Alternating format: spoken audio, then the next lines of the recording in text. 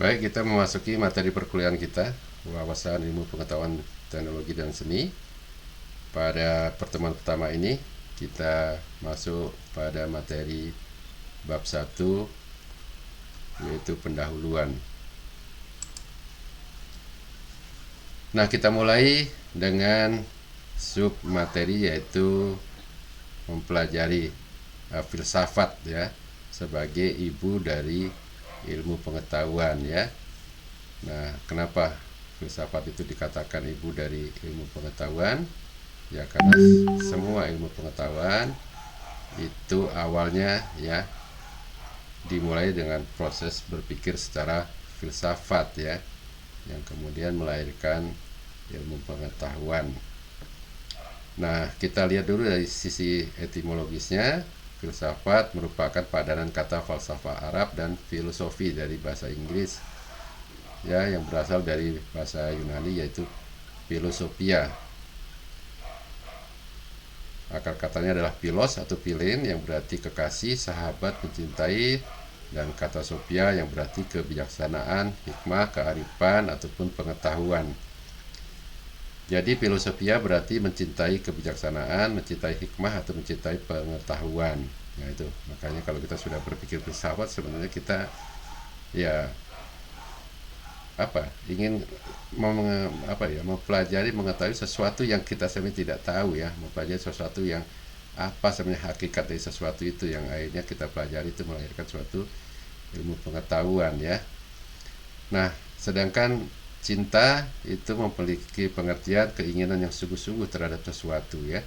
Nah, jadi kalau kita sudah bilang cinta, menyatakan cinta ya itu harus serius, karena nggak boleh kata cinta itu digunakan untuk sesuatu yang tidak serius. Kalau kita cinta kepada siapapun ya, cinta kepada orang tua, cinta kepada adik ya, ya itu berarti harus kenyataan kehendak yang sungguh-sungguh ya.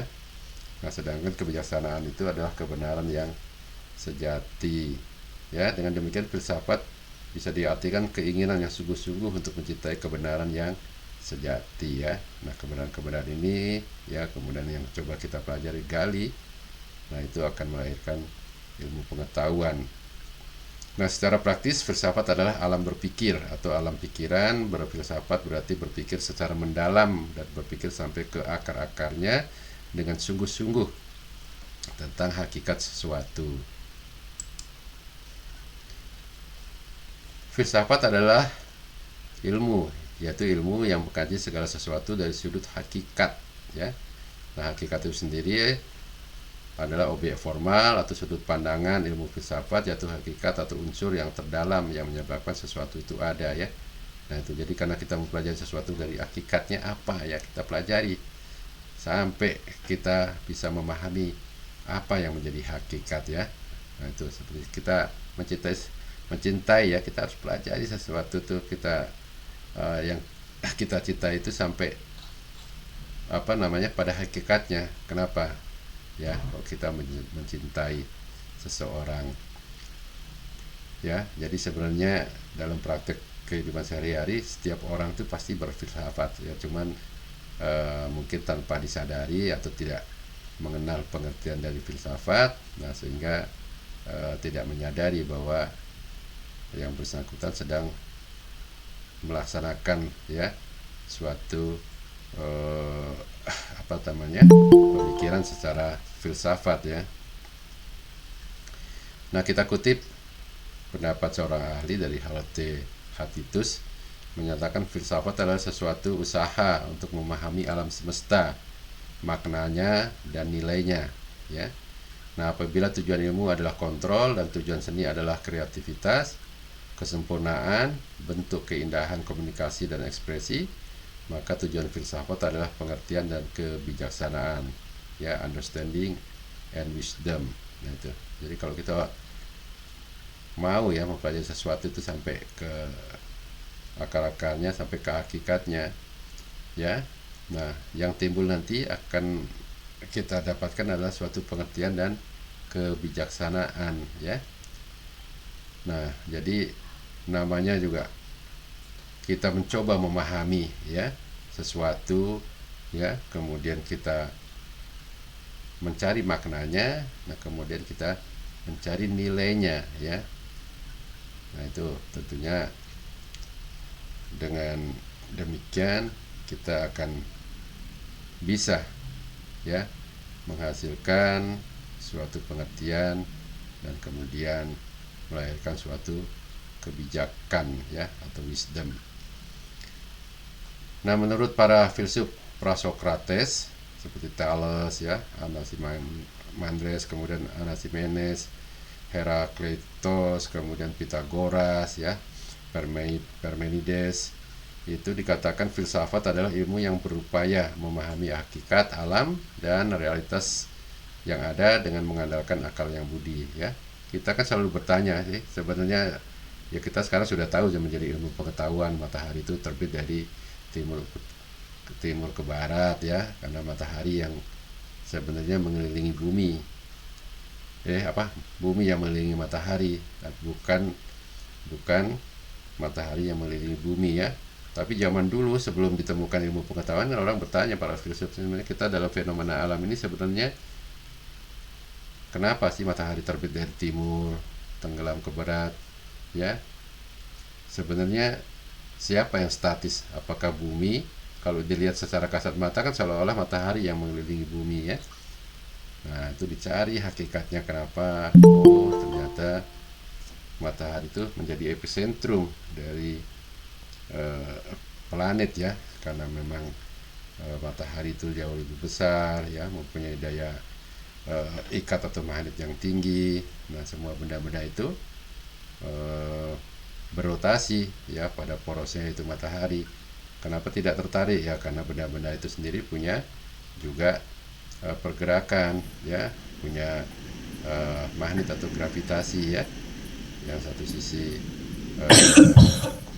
dia akan berlawanan arah, tapi satu sisi menimbulkan gerakan yang teratur sedemikian rupa mengelilingi matahari. Nah itu tentunya kita manusia kan mencoba memahami ya hakikat alam itu ya, realitas yang ada. Nah kita gunakan akal budi ya. Nah salah satu nanti kita juga sampai kepada materinya hakikat manusia itu ya, ya kita bersyukur ya, kita diberikan anugerah Tuhan ya, kita diberikan akal dan budi ya. Jadi akal, otak, tapi juga kita punya budi, perasaan ya, hati nurani yang bisa mengendalikan supaya pikiran-pikiran akal kita itu digunakan secara baik ya. Nah sedangkan menurut Plato ya, yang merupakan murid Sokrates, filsafat merupakan ilmu pengetahuan yang berusaha meraih kebenaran yang asli dan murni. Nah itu jadi dicari apa sebenarnya kebenaran yang ada ya, kebenaran yang asli ya. Seperti tadi kalau kita bicara planet-planet, yang mana sebenarnya yang menggerakkan, siapa yang menjadi epicentrumnya, apakah matahari ataukah bumi ya. Nah bagi pertanyaan bumi itu bulat atau rata ya, dulu banyak orang berpikir bahwa bumi ini rata ya, tapi kemudian ketahui bahwa bumi itu bulat ya.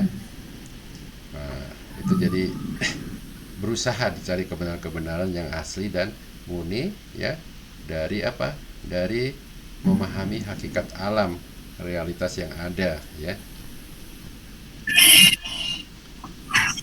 Nah, sedangkan kemudian berkembang ya menurut Aristoteles yang merupakan murid dari Plato ya.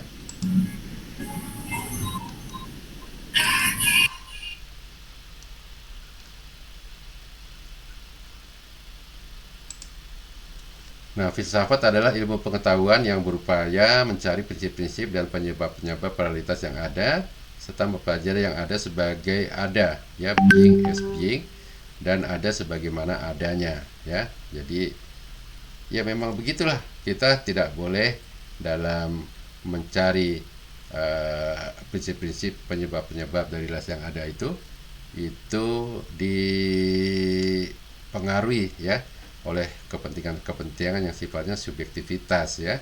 gitu. Jadi kalau kita mempelajari sesuatu ilmu pengetahuan itu yang mencari tadi ya hakikat yang ada, ya kita harus bebas dari segala kepentingan, sehingga kita memang harus menempatkan mempelajari ya ada itu sebagai yang ada, memang begitu adanya, tidak boleh kita memberikan persepsi yang lain sesuai dengan subjektivitas kita.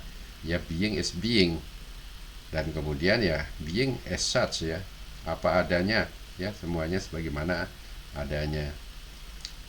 Nah, secara sederhana filsafat dapat dipahami dengan dua konsep. Yang pertama, filsafat dipahami sebagai upaya, proses, metode, cara, dan dambaan untuk terus mencari kebenaran, ya. Jadi filsafat itu sebagai suatu upaya, proses, ya. Nah, kemudian yang kedua, filsafat sebagai upaya untuk memahami konsep, ide, dan realitas dengan bertanya, ya, kemudian mengajukan jawaban, kemudian bertanya lagi tentang jawaban yang barusan kita berikan. Nah, itu jadi prosesnya gitu, terus berproses sampai tadi menemukan hakikatnya, ya ada sebagai ada, ya ada sebagaimana adanya. Dengan kata lain, filsafat adalah pemikiran tentang pemikiran. Nah, pemikiran tentang pemikiran, atau berpikir tentang berpikir, ya thinking about thinking, ya karena proses itu terus sampai kita menemukan hakikat, ya tadi kita menemukan kebenaran, ya yang kemudian menemukan suatu kebijakan, ya. Nah, itu yang disebut dengan proses berfilsafat, ya. Nah, apa saja yang menyebabkan manusia berfilsafat, ya? Kenapa sih kita berfilsafat? Berfilsafat itu tadi kita akan berpikir, mencari tadi proses dan sebagainya. Nah, itu bisa terjadi karena adanya ketakjuban, ya, atau taumasia, kekaguman, keheranan, ketakjuban menjadi awal kelahiran filsafat. Dalam ketakjuban ada subjek yang takjub dan sesuatu yang menakjubkan. Hanya manusia yang bisa takjub terhadap takjub pada dirinya, ya karena manusia yang punya akal yang budi, ya. Nah, tertulis di dalam Immanuel Kant, Colium stellatum suprame leg moralis intrame. Karena Kant takjub bukan hanya langit bintang-bintang di atas, tetapi juga hukum moral dalam hatinya, ya. Jadi ketakjuban, ya. Kita ya menakjubilah alam semesta ini, semuanya sebagai ciptaan Tuhan, ya. Kalau kita terus gali siapa, kenapa ada, kok ada planet-planet yang indah di atas sana, atau malam bertaburan bintang, ya, atau ada komet, ya, atau ada halilintar dan sebagainya. Nah, itu kan ketakjuban kita, ya. Kemudian kita mencari hakikatnya, ya. Nah, memang di ujungnya sana nanti kita akan menyadari bahwa semua itu memang adalah ciptaan yang kuasa, ya. Nah, tetapi juga kita berfilsafat bisa terjadi karena adanya ketidakpuasan, ya. Nah, sebelum filsafat, mitos yang menjelaskan fenomena kehidupan, ya. Jadi macam-macam lah dulu, ya. Karena belum tahu, ya dianggap sesuatu itu semuanya secara mitos atau mitologi, ya. Nah, tetapi penjelasan itu tidak memuaskan karena manusia tidak pernah puas dan untuk terus-menerus mencari penjelasan, ya. Ketika manusia berusaha menjelaskan dengan rasio, lahirlah filsafat, ya. Nah, kemudian yang ketiga karena hasrat bertanya, ya tadi kita bertanya, jawab, kita bertanya lagi atas jawaban itu dan seterusnya sampai mendapatkan jawaban yang sebenarnya, ya. Nah, ketakjuban dan ketidakpuasan melahirkan pertanyaan yang tak kunjung habis. Selama manusia ada, pertanyaan selalu ada. Maka selama manusia ada, filsafat tetap ada. Yang keempat, ya, kita berfilsafat itu karena adanya keraguan. Ya, manusia bertanya karena sesuatu tidak jelas atau belum terang. Belum jelas berarti sudah tahu tetapi baru sedikit. Nah, itu belum jelas, tahu tapi cuma sedikit, ya. Jadi banyak yang tidak jelas, ya. Orang bijak bilang makin banyak kita belajar, makin banyak sebenarnya tidak kita ketahui, sehingga terus ada sesuatu yang harus kita pertanyakan, ya. Keraguan-keraguan terhadap yang sudah ada, timbul lagi pertanyaan dan seterusnya ya. Nah, ini yang disebut dengan keraguan yang membuat manusia perlu dan harus bertanya alias berfilsafat. Ya, Spinoza itu mengatakan siapakah yang dapat mengetahui bahwa sesuatu adalah pasti baginya, kalau dari mula-mula hal itu sudah tidak pasti baginya ya. Nah, itu jadi pertanyaan, sesuatu itu kita cari ya. Ya, simpel lah yang baru-baru ini misalnya banyak mengenai COVID ya, banyak sekali pertanyaan ya. Nah, bahkan sekarang ini kita juga masih dihadapkan keraguan-keraguan, masih ada nggak virus COVID dan sebagainya ya. Nah, itu terus ternyata kita gali ya, COVID itu ada tetap ya. Nah, dia berubah juga ya, dia membentuk varian-varian baru ya, karena manusia sudah berhasil membentuk antibodi ya, membentuk vaksin untuk varian-varian yang terdahulu. Nah, ternyata virus itu juga bisa mengembangkan dirinya ya. Ya, karena kenapa virus bisa begitu ya, kita mungkin yakinin juga ya, virus juga ya, bagaimanapun ya mungkin itu sudah kehendak Tuhan atau ciptaan Tuhan juga ya.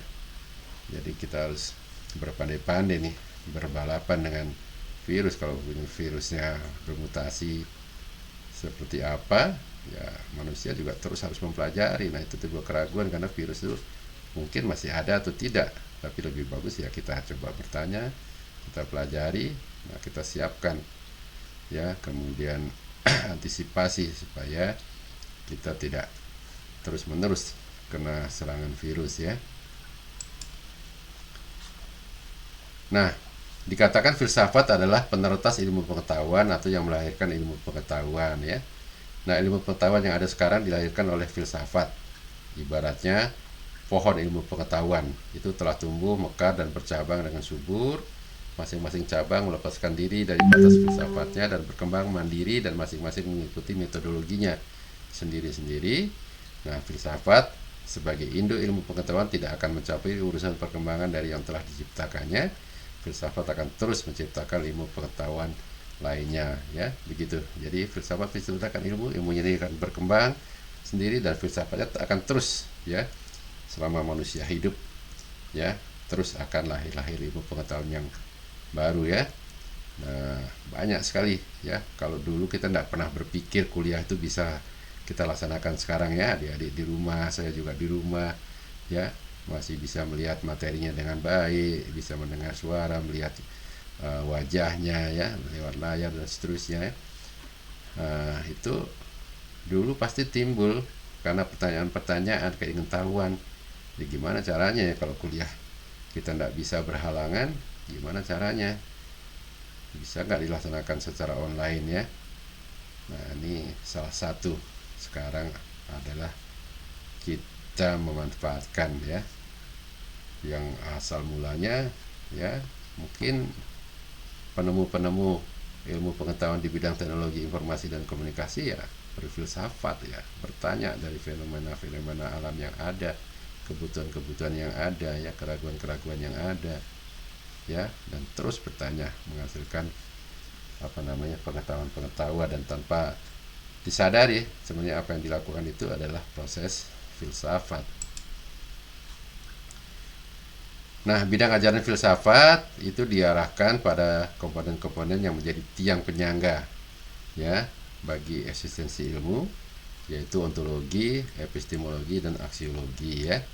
Nah, ontologi itu menurut Aristoteles adalah ilmu yang menyelidiki hakikat sesuatu atau tentang ada, keberadaan atau eksistensi ya, bicara metafisika. Ya, secara umum ontologis adalah apa yang dikaji atau objek apa kajian dari ilmu itu ya. Nah, ini proses filsafat. Tadi kan filsafat ada proses. Nah, prosesnya itu kalau kita bagi ya, kita lihat ada tiga tiang penyangganya ya. Ontologi itu mempelajari hakikatnya ya, dari sisi eksistensi ya atau keberadaan sesuatu itu. Nah, kemudian epistemologi, cabang filsafat yang menyelidiki asal, syarat-syarat, susunan, metode, dan validitas ilmu pengetahuan. Epistemologi meneliti sumber pengetahuan, proses dan syarat terjadinya pengetahuan, serta batas dan validitas ilmu pengetahuan. Epistemologi adalah ilmu tentang ilmu atau teori terjadinya ilmu ya. Nah, itu jadi epistemologi itu apa yang kita kaji itu ya, kemudian coba kita susun ya, apa sih sebenarnya yang bisa nanti kita ambil apa syarat-syaratnya ya, susunan metodologi, validitasnya, supaya sesuatu yang kita pelajari itu nanti bisa menjadi sesuatu yang apa namanya pengetahuan ya, yang kemudian nanti bisa digunakan secara baik ya. Semuanya pasti ada syarat-syaratnya ya, seperti yang kita laksanakan ini ya, untuk bisa apa namanya kita belajar secara online ini. Nah, kan pasti ada ya apa yang kita manfaatkan, yaitu asalnya apa sih sebenarnya kita ya. Di sini ada spektrum cahaya, ada spektrum suara ya. Nah, kemudian bagaimana supaya bisa itu terjadi ya, bagaimana susunannya, bagaimana metodenya ya, yang seperti yang kita laksanakan sekarang ini kan. Validitasnya seperti apa ya, ternyata harus ada jaringan internet yang memantulkan ya, ya ada apa namanya transmitter ya, kemudian ada yang memperkuat sinyalnya, kemudian ada receiver ya, diterima gelombang itu. Nah, itu semuanya kan pasti akan harus ada ya, yang kemudian kita catat itu menjadi suatu validitas ya, metode susunan dari apa yang kita pelajari tadi ya. Nah, itu disebut dengan epistemologi. Kemudian aksiologi yaitu teori nilai, yaitu sesuatu yang diinginkan, disukai atau yang baik. Bidang yang diselidiki adalah semua yang berkaitan dengan nilai ya, hakikat nilai, kriteria nilai, dan kedudukan metafisika suatu nilai. Dalam kajian filsafat, nilai merujuk pada sesuatu yang sifatnya abstrak, yang dapat diartikan sebagai keberhargaan atau worth, dan kebaikan atau goodness. Ya, nilai itu sesuatu sifat dan atau kualitas yang melekat pada suatu objek ya. Nah, itu. Jadi ya, katakanlah yang sedang kita laksanakan ini ya. Nah, apa sebenarnya dari yang sudah kita pelajari hakikatnya ontologi, kemudian kita sudah menemukan tadi susunan metode, syarat, validitas ilmu pengetahuannya, kemudian apa sih yang nilai kita harapkan ya. Nah, seperti yang sekarang ini kita bisa manfaatkan kan, ada suatu yang berharga ya, kita bisa komunikasi, kita belajar secara online, ada suatu kebaikan yang bisa kita dapatkan, bahwa kita dalam situasi yang apapun ya bisa melakukan proses apa namanya belajar mengajar.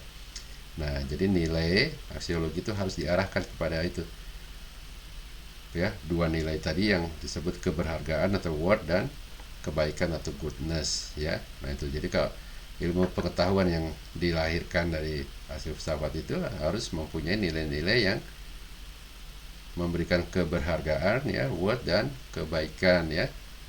Nah, jangan sampai sebaliknya ya. Nah, itu tentunya nanti ilmu pengetahuan itu akan menjadi sesuatu yang tidak berharga, bahkan ya memberikan sesuatu yang tidak baik ya. Nah, ini contoh ya teman-teman, diibaratkan tadi pohon ilmu pengetahuan ya. Nah, sumbernya adalah filsafat ya. Nah, kalau kita bagi dua, ada filsafat umum, ada filsafat khusus ya. Nah, kita lihat cabang dari filsafat umum itu ada apa sini, ada aksiologi ya, mengenai nilai-nilai yang lahirnya membentuk etika, estetika ya. Ada epistemologi, nah, ini belajar membentuk ilmu-ilmu yang berkaitan dengan logika ya, menyusun suatu metodologi ya. Kemudian eksplorasi dasarnya, nah, yang berkaitan dengan metafisika. Nah, itu kita melahirkan ilmu antropologi ya, kosmologi ya, teori sci-fi ya, kemudian ada ontologi. Nah, sedangkan filsafat dalam cabang filsafat khusus ya, itu kemudian bercabang menjadi keilmuan, ada bidang kehidupan ya. Kalau kita lihat di keilmuan ini ada filsafat ilmu khusus, ada filsafat ilmu umum ya. Yang khusus, nah ini lebih khusus dia masing-masing, bisa seperti filsafat psikologi, linguistik, sosial, biologi, matematik ya, fisik, dan interdisipliner ya.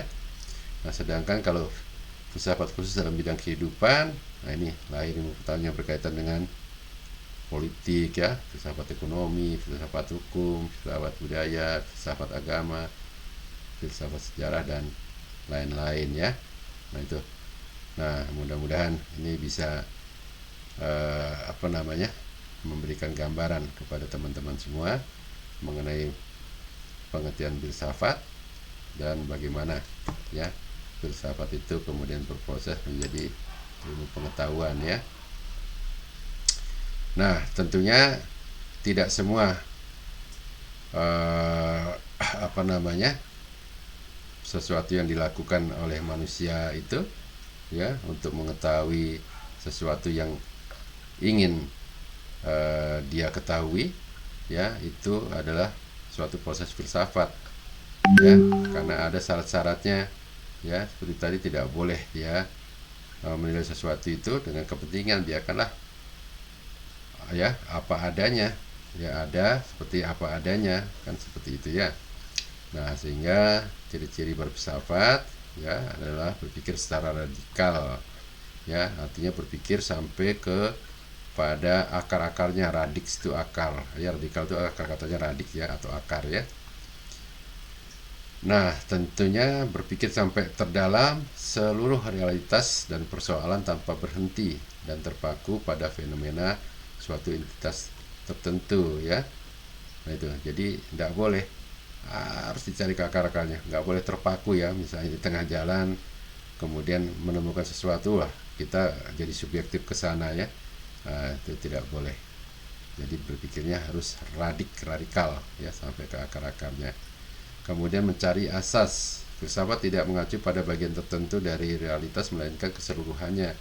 Yang dicari filsafat adalah asas paling hakiki dari keseluruhan realitas. Kemudian memburu kebenaran. Filsuf adalah pemburu kebenaran. Kebenaran yang diburu adalah kebenaran hakiki tentang seluruh realitas ya, setiap hal yang dipersoalkan. Sekalipun demikian, kebenaran filsafat tidak pernah bersifat mutlak dan final, melainkan yang terus bergerak maju, yang lebih pasti ya gitu. Karena apa yang kita hasilkan sekarang itu masih bisa kita pertanyakan, kan kita ada keraguan tadi ya, masih ingin bertanya benar nggak jawabannya. Mungkin zaman berubah, beda lagi nanti ya, karena situasinya yang berbeda. Dulu memang seperti itu, tapi sekarang situasi dan kondisinya berbeda, sehingga mungkin perlu lagi kita mencari yang lebih baik lagi mengenai kebenaran yang seharusnya itu terungkap ya. Yang keempat, mencintai kejelasan ya.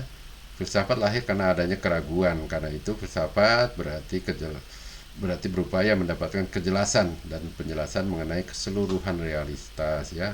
Mengejar kejelasan berarti mengeliminir segala sesuatu yang tidak jelas, yang kabur, gelap, bahkan yang serba rahasia, terutama teka-teki ya.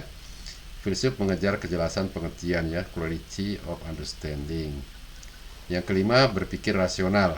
Berpikir rasional berarti berpikir secara logis ya, sistematik dan kritis.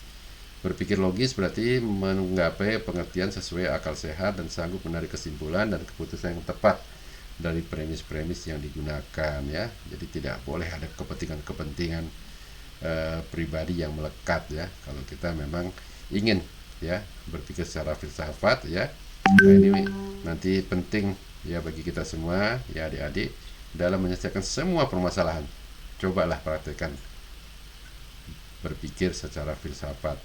Mulai dari tadi kita coba ontologinya, kemudian cari validitas ilmu pengetahuan, metodenya, syarat-syaratnya ya, epistemologinya, kemudian apa sih nilai yang kita harapkan ya, aksiologinya ya. Nah itu, jadi kalau kita coba berpikir secara filsafat ya, ya mudah-mudahan jadi setiap permasalahan yang kita hadapi itu akhirnya kita akan bisa mendapatkan suatu nilai tadi. Oh ternyata segala sesuatu itu ada keberhargaannya, ada kebaikannya ya. Kita sering sama orang tua kadang-kadang Kenapa kalau kita kira-kira dijatuhi dihadapkan pada suatu kesusahan misalnya, nah, setelah dipikir, oh gitu ya, kita banyak sering mendengar omongan orang, oh ternyata di balik musibah itu ada hikmahnya ya. Nah, hikmah itulah adalah suatu keberhargaan word ya, suatu kebaikan. Mungkin kalau nggak begitu lebih celaka lagi, kalau nggak begitu mungkin lebih fatal lagi, kan seperti itu. Nah, itu hanya bisa kita menemukan ya kalau kita mau berpikir secara filsafat ya. Nah, bagi manusia bersifat itu berarti mengatur hidupnya seinsaf-insafnya, senetral-netralnya dengan perasaan tanggung jawab, yakni tanggung jawab terhadap dasar hidup yang sedalam-dalamnya, baik Tuhan, alam maupun kebenaran. Dengan kata lain, filsafat merupakan hal mendasar yang pada dasarnya dimiliki oleh umat manusia. Setiap manusia, baik yang tergolong terpelajar bahkan yang tergolong awam sekalipun, memiliki kemampuan untuk berpikir mengenai hal-hal di sekitarnya. Dengan akal pikirannya, manusia mengembangkan ilmu pengetahuan dan menciptakan teknologi yang diinginkannya, yang di dalamnya itu akan bersentuhan dengan nilai keindahan atau seni ya. Gitu. Jadi pastilah kita contohlah menemukan teknologi supaya gampang pointernya seperti ini, diciptakan mouse ya. Kenapa mouse sebetulnya seperti ini ya? Ini kan ada sentuhan seni ya. Kalau misalnya mouse-nya kotak aja bundar kan kaku kan tidak enak juga. Tapi kalau gini ada nilai keindahan dari pengembangan ilmu pengetahuan ya. Dulu pasti berpikirnya filsafat bagaimana ya supaya kita enak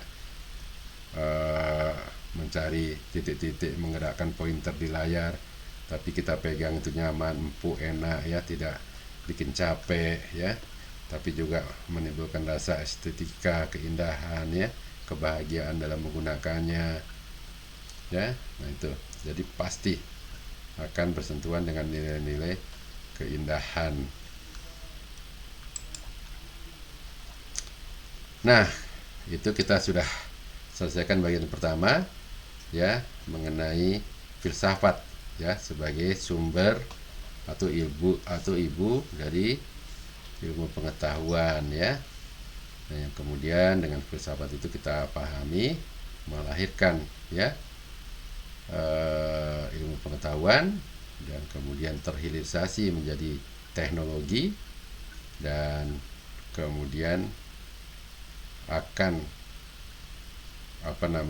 dipengaruhi oleh suatu rasa keindahan atau seni dalam mewujudkan ilmu pengetahuan itu dalam suatu bentuk teknologi yang bisa membantu ya, memudahkan atau memperingan bagi kegiatan manusia ya. Nah kemudian coba kita lihat sekarang konteksnya, hubungan antara iptek dalam kehidupan manusia. Ilmu pengetahuan, teknologi, dan seni ya, ketiga istilah ini sangat berkaitan erat dan sangat dibutuhkan dalam kehidupan manusia ya. Ya, kita tidak bisa lepas, pasti kita akan terus belajar ya. Suatu pengetahuan-pengetahuan yang terus berkembang, yang itu pasti lahir dengan sendirinya dari kegiatan berpikir secara filsafat ya, kemudian melahirkan teknologi ya berupa alat ya yang membantu memudahkan kehidupan manusia ya, hampir semuanya lah kita, dari tiap hari yang kita gunakan ya, dari sendal, sendok untuk makan ya, tas, HP, dan seterusnya lah ya. Dan kita pasti akan lebih tertarik ya manakala produk-produk teknologi itu memberikan rasa yang indah ya, karena ada sentuhan seninya ya. Nah tanpa ilmu tidak akan lahir teknologi. Tanpa teknologi ilmu itu juga sulit berkembang dengan pesat ya, sebaliknya gitu. Jadi laptop ini ya lahir karena hasil ilmu pengetahuan ya. Dengan laptop kita akan lebih belajar mudah ya, lebih banyak bisa mengeksplor ilmu pengetahuan itu sendiri, dan dengan demikian membantu ya dalam kita mengembangkan ilmu itu ya, sehingga ilmunya berkembang pesat. Nah baik ilmu maupun teknologi itu memerlukan sentuhan seni dalam pengembangannya ya, supaya enak ya, supaya memberikan rasa yang nyaman, yang indah ya. Nah, ilmu pengetahuan digunakan untuk mengetahui apa, sementara teknologi untuk mengetahuinya bagaimana ya. Nah, itu. Jadi kalau ilmu pengetahuan itu what, nah kemudian teknologi itu dia melalui how, bagaimana sih kita harus ya menggunakan ilmu pengetahuan itu supaya bisa membantu meringankan kehidupan kita manusia. Ilmu pengetahuan sebagai suatu badan pengetahuan dan teknologi sebagai seni yang saling berinteraksi dengan ilmu pengetahuan. Teknologi merupakan applied dari ilmu pengetahuan. Ya, teknologi juga dapat melahirkan ilmu pengetahuan yang baru ya. Ilmu adalah himpunan fakta serta aturan yang menyatakan hubungan satu dengan yang lainnya. Fakta-fakta tersebut disusun secara sistematis serta dinyatakan dengan bahasa yang tepat dan pasti sehingga mudah dicari kembali dan dimengerti untuk dikomunikasikan. Ilmu pengetahuan adalah pengetahuan yang tersusun dengan sistematis dengan menggunakan kekuatan pemikiran ya, pengetahuan di mana selalu dapat diperiksa dan ditelah kritis oleh setiap orang yang ingin mengetahuinya. Sedangkan teknologi adalah penerapan praktis dari ilmu ya. Nah, ilmu dan teknologi saling membutuhkan. Tanpa ilmu tidak akan ada penerapan atau aplikasi baru untuk teknologi, dan tanpa teknologi tidak akan ada penikmat penemuan ilmu ya. Jadi sebenarnya ilmu pengetahuan yang kita pelajari itu bisa dinikmati kalau sudah dihilirisasi dalam bentuk teknologi ya, seperti HP, laptop ini kan merupakan hilirisasi dari ilmu pengetahuan ya, dan itu ya baru bisa kita nikmati ya setelah menjadi teknologi ya. Kalau sekedar ilmu ya berarti masih dalam bentuk yang imajiner, yang maya ya, karena itu merupakan suatu kekayaan intelektual ya. Nah, kemudian diciptakan ya teknologi, yaitu alat-alat peralatan yang memang kemudian bisa membantu mempermudah kehidupan manusia. Disitulah baru bisa menikmati dari ilmu pengetahuan itu, apalagi teknologi yang diciptakan itu disertai dengan sentuhan seni ya. Nah, jadi tujuan dari ilmu dan teknologi adalah untuk memecahkan masalah-masalah praktis serta untuk mengatasi semua kesulitan yang mungkin dihadapi manusia. Manusia dalam kehidupan sehari-hari tidak akan lepas dari ilmu pengetahuan, teknologi dan seni, karena apa yang dipakai manusia ya, misalnya lah kita baju ya, perkakas rumah tangga, atau alat-alat elektronik ya, HP, laptop, dan bukan sound system, TV ya, semuanya adalah hasil dari pengembangan ilmu pengetahuan yang melahirkan teknologi yang di dalamnya bersentuhan dengan nilai keindahan atau seni. Dengan demikian, manusia lahir, hidup, dan dibesarkan bersinergi dengan pengembangan ilmu pengetahuan, teknologi, dan seni.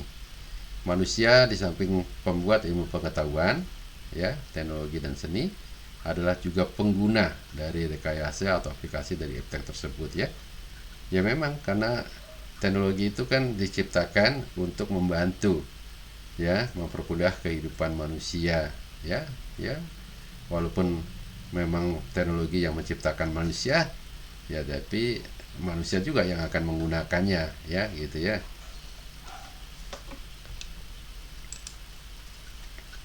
Nah, kemudian ya, kita sudah memahami ya tadi hubungan iptek dengan manusia ya.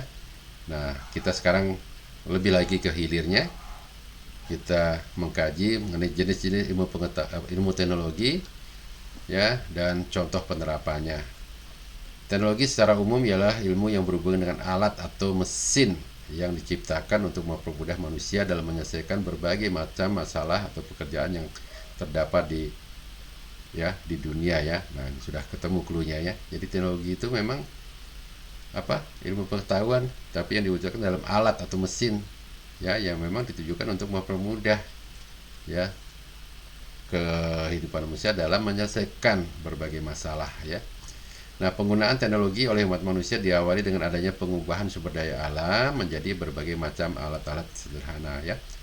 Jadi gitu. Jadi teknologi itu pasti ya bersumber awalnya semuanya dari sumber daya alam. Apa yang tidak ya? Laptop, handphone, HP, mouse kita ini kan bahan-bahannya semuanya dari alam ya. Ya.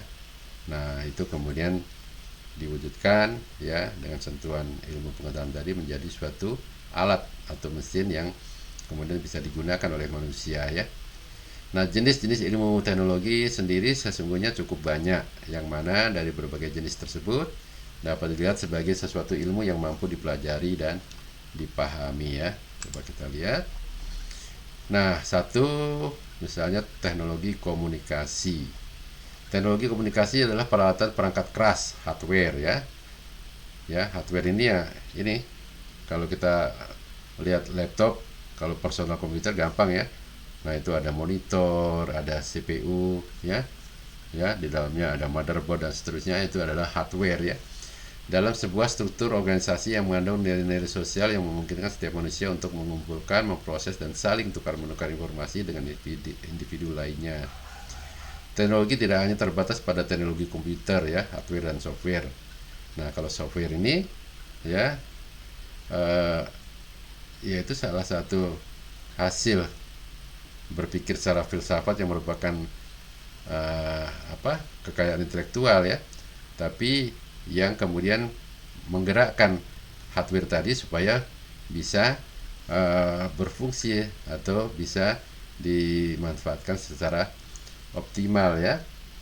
Nah, jadi teknologi tidak hanya terbatas pada teknologi komputer ya, hardware dan software yang digunakan dalam proses informasi, tetapi juga mencakup teknologi komunikasi untuk mengirimkan informasi ya. Nah, bagaimana caranya mengirimkan informasi seperti yang tadi kita bahas ya, atau yang sedang kita lakukan ini ya. Saya di rumah, nah bisa berkomunikasi, mengirimkan informasi sambil belajar kita ya melalui internet ya. Nah, contoh-contohnya yaitu internet, telepon, handphone, televisi, radio ya, dan masih banyak lagi yang lainnya ya.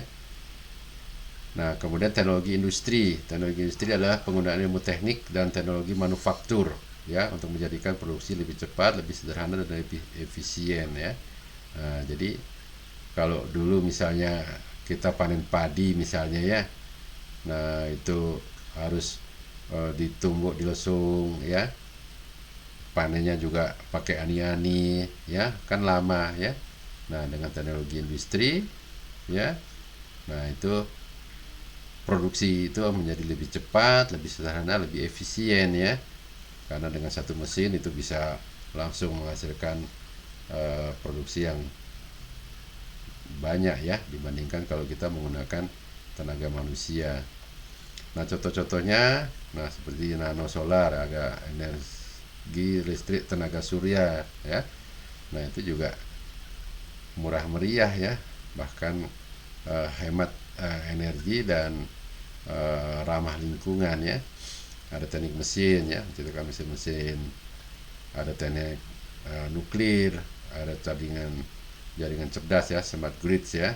Nah, ini kalau kita lihat biasanya untuk jaringan-jaringan PLN ya, itu di mana di Hang Tuah itu ada. Nah, itu kalau ada sesuatu misalnya gangguan, nah itu cepat diketahui ya. Kalau ada sesuatu yang membahayakan, nah itu cepat juga terjadi pemutusan setempat dan kemudian bisa dicari apa yang menyebabkan pemadaman itu ya, kemudian bisa cepat diantisipasi untuk perbaikannya ya. Nah, kemudian teknologi perencanaan ya, ini memiliki fungsi agar masyarakat dapat merencanakan teknologi baru yang bisa digunakan di masa yang mendatang ya. Nah, ini jadi ada teknologi biorekayasa ya, ada perencanaan sipil, bangunan, biokimia, luar angkasa. Nah, itu semuanya menggunakan teknologi yang masuk dalam kategori teknologi perencanaan ya. Nah, kemudian ada teknologi kesehatan ya, teknologi yang berfungsi agar manusia dapat menjaga kesehatan dan keselamatan hidupnya ya. Banyak nih ya, ada bioinformatik ya. Jadi kalau dulu catatan kesehatan seseorang itu dicatat di atas kertas atau di buku oleh dokter, nah sekarang sudah semuanya elektronik, jadi berobat dimanapun pasien akan aman karena data rekam mediknya itu bisa dibaca dimanapun dan di kapanpun ya. Ada bioteknologi, ada teknologi kesehatan ya, ini rongsen dan sebagainya ya. Di kampus kita yang satu lagi di Atro, nah ini banyak menggunakan teknologi yang berkaitan dengan kesehatan ya. Ada rongsen, ada CT scan, ada MRI, ada USG ya. Nah, bahkan di bidang olahraga pun ya digunakan teknologi ya yang memberikan kemudahan terhadap masyarakat dalam menjalankan aktivitas olahraganya. Nah, contohnya ada jam referee ya, third eye ya, jadi ada mata ketiga ya, jam khusus untuk para wasit pertandingan sepak bola dengan menggunakan Bluetooth sehingga wasit dapat memberi keputusan bijak dalam pertandingan ya. Nah, apakah ada penalti, apakah ada offside dan sebagainya, dia gampang ya. Ada juga bola sitrus ya, jadi bolanya dilengkapi kamera sehingga dapat mengirim sinyal sehingga bisa mengirimkan sinyal pada perangkat khusus yang dikenakan wasit jika kalau terjadi gol ya. Jadi kalau ragu-ragu, nah dulu kan bingung gol apa enggak ini kan sebagainya. Nah, ini sekarang sudah ada bola sitrus. Kemudian ada goal line teknologi, ada M station dan macam-macam ya. Nah, teknologi transportasi juga berkembang pesat ya. Ini memberikan kenyamanan kepada masyarakat dalam bepergian ke suatu tempat ya. Teknologi transportasi merupakan teknologi yang digunakan oleh orang untuk berpindah tempat dari satu tempat ke tempat lainnya ya. Nah, ada rekayasa ruang angkasa ya. Sekarang Elon Musk itu menawarkan siapa yang mau pindah ke mana katanya planet Mars ya. Nah, itu dicarikan tempat yang mungkin lebih damai, lebih tenang di sana ya. Ada transportasi ke lautan ya, kapal pesiar dan sebagainya, ada kendaraan bermotor, ada bus bertingkat ya. Nah, ada juga teknologi kerumahan ya, ini yang berkaitan dengan kemudahan-kemudahan terhadap masyarakat dalam menjalankan kebutuhan untuk memenuhi kebutuhan hidupnya ya. Contohnya teknologi hasil dan pengeluaran makanan ya. Sekarang bikin makanan itu udah macam-macam teknologinya ya. Ada teknologi pendidikan ya, yang sedang kita gunakan juga sekarang nih. Ada laptop, komputer, ada internet dan seterusnya ya. Ada juga penelitian alat-alat rumah tangga ya.